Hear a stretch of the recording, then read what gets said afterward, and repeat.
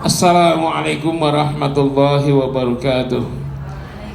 Alhamdulillahi wa kafa wassalatu wassalamu ala nabiyil mustafa wa ala alihi wa sahbihi an sidqi wal wafa wa ba'd. Faqad qala Allah ta'ala a'udzu billahi minasyaitonir rajim wa may ya'shu an dzikrir rahman yuqbidu lahu syaitan fahuwa lahu qarin. Shadaqallahul azim. Allahumma arhamna bil Qur'an. Yang saya muliakan para pengurus Yayasan Baitul Hikmah dan jajarannya, pengurus DKM semua jajarannya, pengurus Muslimah Masjid Baitul Hikmah, Ibu Dentin dan semua jajarannya.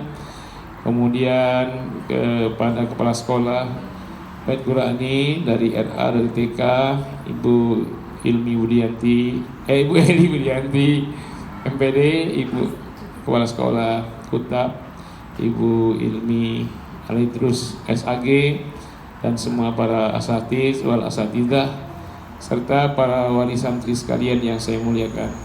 Anak-anakku yang semuanya aku cintai karena Allah Subhanahu wa taala. Alhamdulillah hari ini sampailah sudah kita pada akhirus sanah. Maksudnya pembelajaran terakhir di lembaga kita ini. Tapi ini adalah awalus sanah. Ini adalah tahun baru.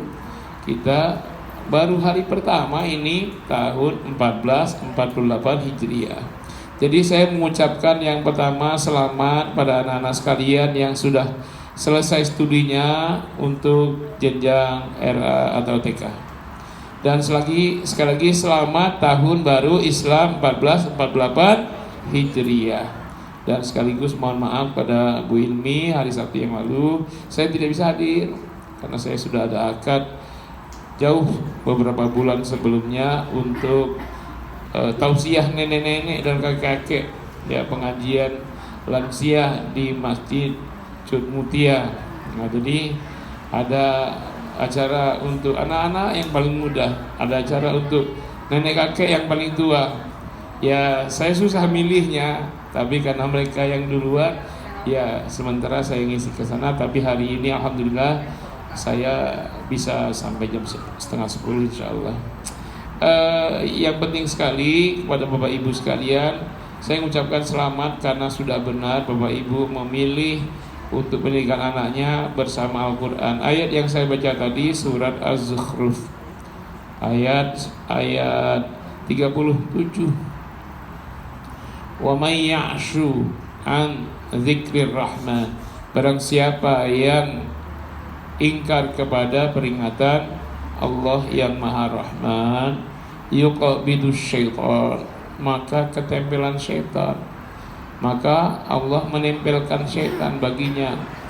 Wa huwa lahu qarinun, dan syaitan itu menjadi qarin, selamanya bersama syaitan sampai mati. Kenapa? Karena ya'shu an dzikrir rahman, karena mengingkari untuk selalu mengingat Ar-Rahman, Allah. Ya, az-zikra, mengingat itu maksudnya Al-Quran. Jadi kalau bersama Al-Quran yang nempel malaikat, tapi kalau menjauh dari Al-Quran yang nempel setan, yang sering kita sebut korin. Korin itu jin, setan akan menemani sampai mati. Nah, kita apakah ingin anak kita ditemani jin atau malaikat? Kalau ingin ditemani malaikat, maka anak kita selalu bersama Al-Quran. Nah, karena itu benar dari dini sudah sekolah Al-Quran. Nanti tinggal Bapak Ibu anak-anaknya dipikirkan untuk pendidikan lanjutnya, masihkah bersama Al-Quran. Kalau menolak, menjauh bersama az-zikru, bersama Al-Quran yang selalu memberi peringatan, az-zikro, selalu diingat-ingat untuk mengenal Allah, maka yang nempel setan, qarin. Tapi kalau bersama Al-Quran yang nempel malaikat di depannya, di belakangnya, di kanan dan kirinya. Jadi kalau kita selalu bersama malaikat, setan segan. Setan mau masuk, dia mau masuk, kelihatan malaikat, segan dia, ngeper dia, ciut nyalinya. Akhirnya setan selalu jauh sampai mati. Tapi kalau bersama qarin, jin, maka sampai sakaratul maut jin itu akan menjelma menjadi berhala, sehingga orang yang sakaratul maut ada yang mati dalam keadaan menyembah korin. Nah, ini yang kita jaga. Jadi kita menjaga hidup sampai mati. Yang kedua, saya ingin sampaikan bahwa hari ini tahun baru Islam. Kalau hitungan kalender Muhammadiyah sekarang 2 Muharram 1448. Tapi kalau hitungan Nahdlatul Ulama hari ini tanggal 1. Ada khilafiyah tapi nggak ribut karena kita bukan mau puasa, bukan mau lebaran. Tapi kalau mau puasa, mau lebaran itu pasti ribut, itu perbedaan. Sekarang ini bedanya luar biasa nih. Kalau kalender Muhammadiyah sekarang tanggal 2. Kalau kalender NU sekarang tanggal 1. Tapi kita biasa-biasa aja. Nggak ada yang mau tarawih nanti malam. Nggak ada yang nentuin sahur besok subuh. Karena nggak ada itu maka nggak ribut. Tapi yang paling penting kita jangan ribut. Yang penting kita harus jelas makna hijrah. Saya ingin menyampaikan satu hal yang luput dari penjelasan para ulama, para kiai, para ustadz ketika menjelaskan kisah hijrah.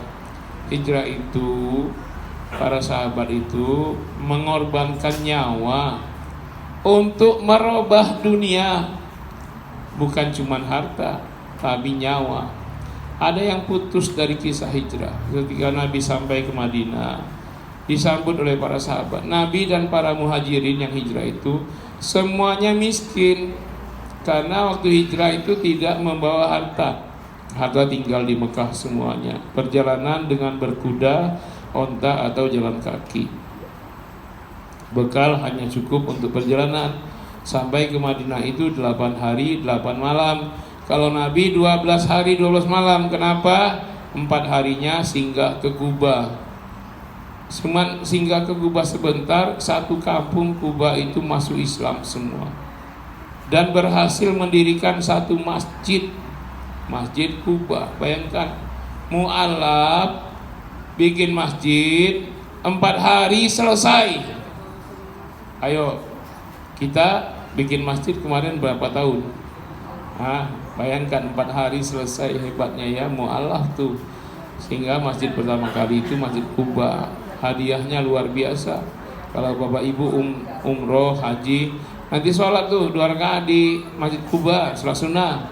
Itu pahalanya sama dengan sekali umroh 2 rakaat. Kalau kita 2 rakaat salam, lalu 2 rakaat lagi salam, pahalanya 2 kali umroh. Nah, hebatnya itu, berapa besar pahala jariah mereka yang telah membangun Masjid Kuba itu. Sampai ke Madinah, setelah itu Nabi ditawari tinggal di rumah mewah. Kata sahabat Ansor, ya Rasul, tinggallah di rumah mewah. Saya tak mau Nabi. Ya Rasul, tinggal di villa saya. Rasul nggak mau. Rasul, di istana saya. Nggak mau.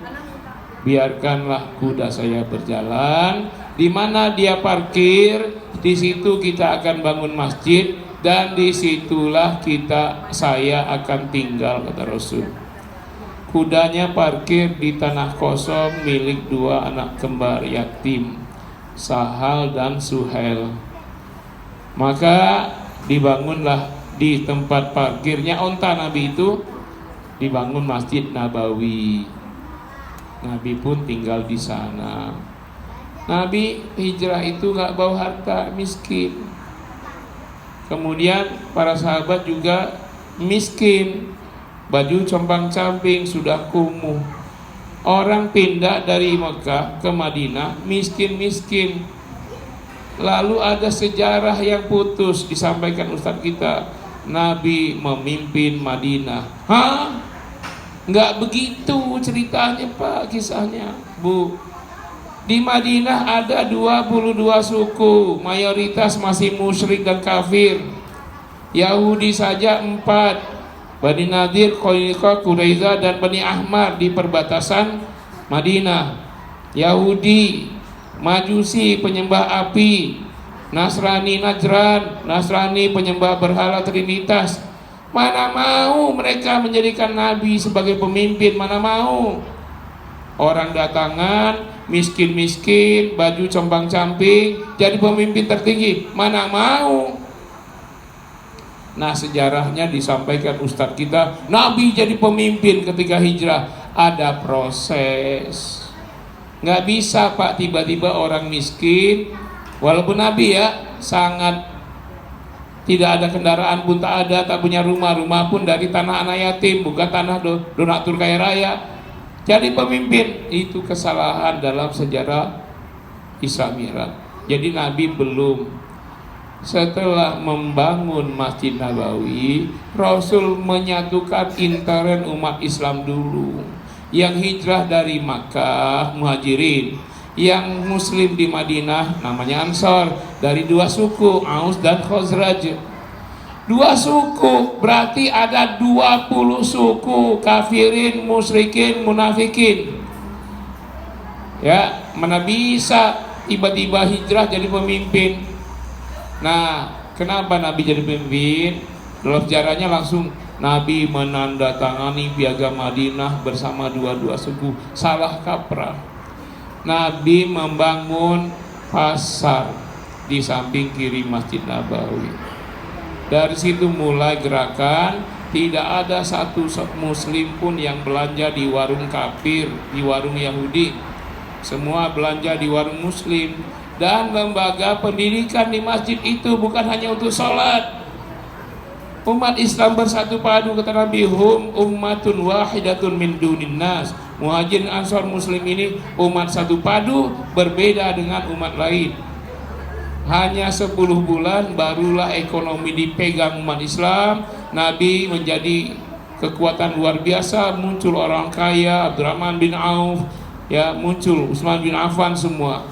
Baru ekonomi dikuasai di Madinah. Barulah Yahudi, kafirin, musyrikin semuanya segan. Akhirnya mereka tidak mampu. Mereka ingin mengkudeta Nabi, mereka ingin menggagalkan Nabi, tapi kekuatan Nabi luar biasa.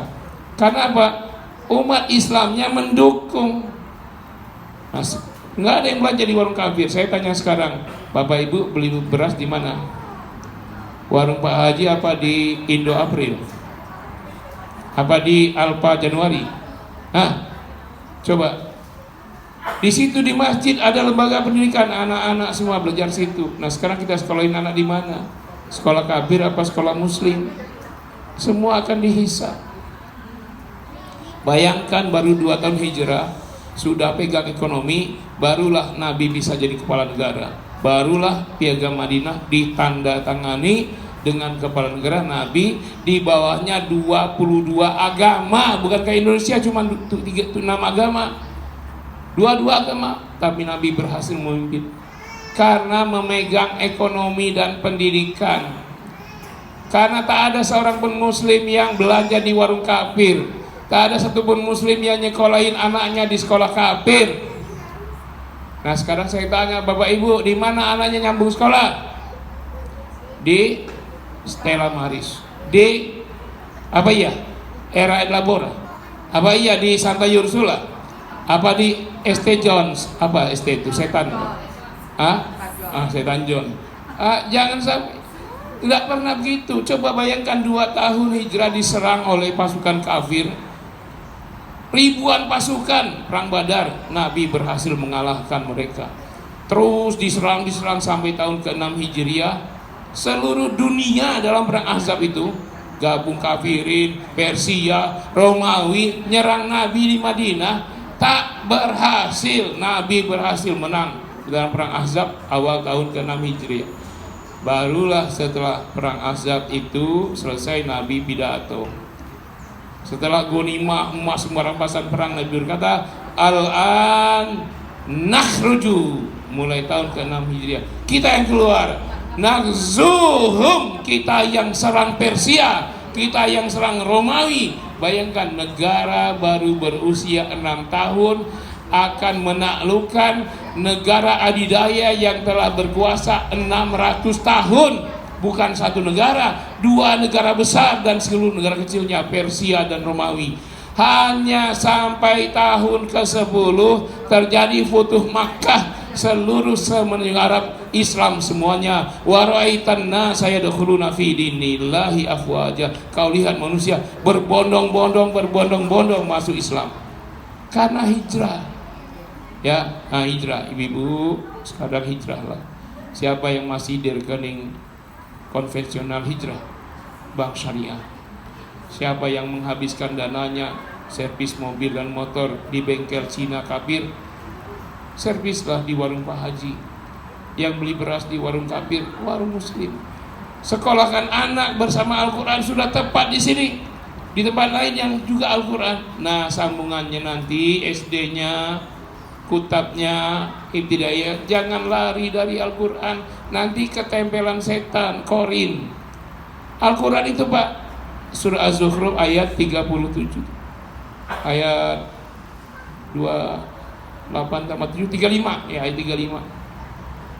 Ketempelan setan sampai mati, itu mati dalam keadaan su'ul khotimah. Tapi kalau bersama Al-Quran maka matinya husnul khotimah. Jangan cuma lihat sekolah itu bahasa Inggrisnya doang, tapi Al-Qurannya di mana? Ya, ini sudah benar antum menyekolahkan anak dari TK kecil di sekolah Al-Quran. Tapi jangan sampai lanjutannya menjauhi Al-Quran. Tetaplah bersama Al-Quran. Dan kalau bisa yang kurikulumnya nyambung, ya nyambung di kutab. Kalau di sekolah lain dari nol lagi nanti, SD-nya SD Quran juga, kami masih belajar kulhu lagi. Padahal anak kita di sini sudah mampu kulhu, hafal 1 juz, sudah bisa tasrif. Itu di dunia pesantren ilmu tingkat tinggi itu Pak. Fa'ala yafulu fa'lan wa mafa'lan wa fa'ilun wa dzaka maf'ulun. Nah, itu sudah ilmu tingkat tinggi itu. Sudah menjadi mufassir. Ngulang dari nol lagi kan rugi ya, rugi waktu. Nah, jangan sampai nanti menyambungnya studinya, materi pelajarannya nol lagi.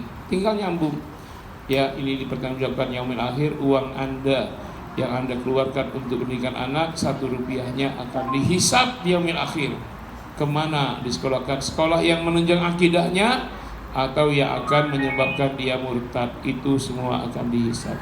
Demikian, mudah-mudahan kita bisa menentukan masa depan anak kita. Selalulah bersama Al-Quran. Sekali lagi selamat buat anak. Terima kasih pada guru-gurumu. Terima kasih terutama kepada ayah ibumu yang sudah benar dalam membimbing dan mengajarimu bersama Al-Quran. Nanti jangan pernah berpisah dengan Al-Quran sampai mati. Wassalamualaikum warahmatullahi wabarakatuh.